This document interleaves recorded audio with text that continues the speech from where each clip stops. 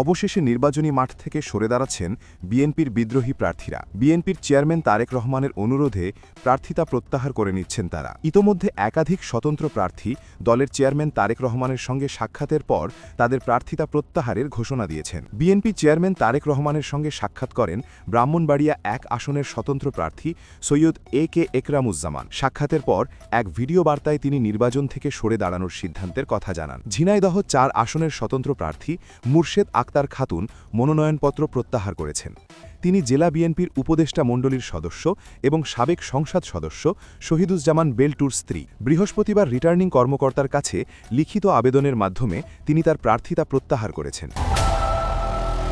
ব্রাহ্মণবাড়িয়া ৬ আসনটি বিএনপির জোটভুক্ত দল গণসংহতি আন্দোলনের প্রধান সমন্বয়ক জোনায়েদ সাকিকে ছেড়ে দেয় বিএনপি। ওই আসনে বিএনপির কেন্দ্রীয় নির্বাহী কমিটির সদস্য ও সাবেক এমপি এম.এ. খালেক স্বতন্ত্র প্রার্থী হয়েছিলেন। দলীয় সিদ্ধান্ত অমান্য করায় গত ৩০ ডিসেম্বর বিএনপি থেকে তাকে বহিষ্কার করা হয়। তবে গত বুধবার সন্ধ্যায় তারেক রহমানের সঙ্গে সাক্ষাৎ করেন এম.এ. খালেক।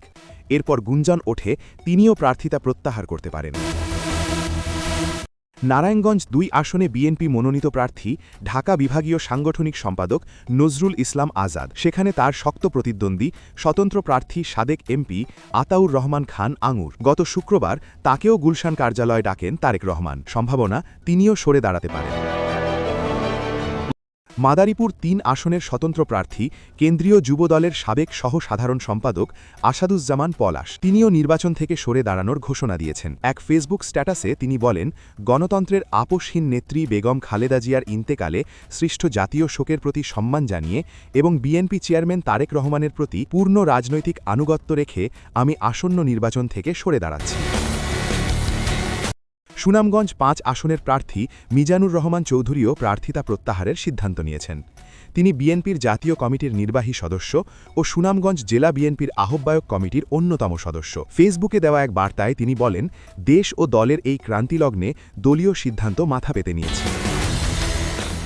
ভোলা ১ আসন থেকে সরে দাঁড়ালেন বিএনপির প্রার্থী গোলাম নবী আলমগীর। এই আসনটি জোট শরিক বিজেপি প্রার্থী আন্দালিব রহমান পার্থকে ছেড়ে দিয়েছে বিএনপি। সোমবার রিটার্নিং কর্মকর্তার কার্যালয়ে গিয়ে আনুষ্ঠানিকভাবে মনোনয়নপত্র প্রত্যাহার করে নেন গোলাম নবী আলমগীর।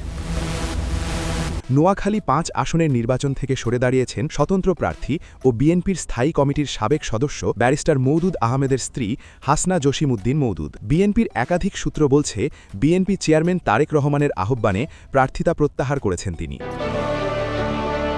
এদিকে হবিগঞ্জ ১ আসনে রেজা কিবরিয়ার বিরুদ্ধে বিদ্রোহী প্রার্থী হওয়া সাবেক এমপি শেখ সুজাতের সঙ্গে ঢাকায় কথা বলেছেন বিএনপি চেয়ারম্যান তারেক রহমান।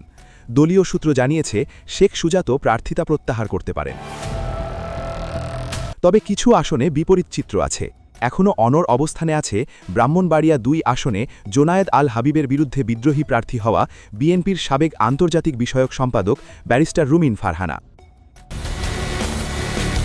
নারায়ণগঞ্জ ৪ আসনটি ছেড়ে দেওয়া হয়েছে জামিয়াত নেতা মাওলানা মুনির হুসাইন কাসেমিকে।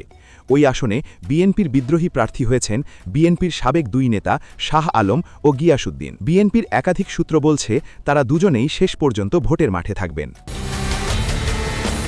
বিদ্রোহী প্রার্থীরা সরে গেলেও তারা জোটের প্রার্থীদের সার্বিক সহযোগিতা করবেন কিনা সে বিষয়ে সন্দেহান স্থানীয় ভোটাররা। সেদিক হতে বলা যায়, বিএনপি জোটের প্রার্থীরা সহযোগিতা না পেলে সুযোগ নিতে পারে জামাত বা অন্যান্য দলের প্রার্থীরা।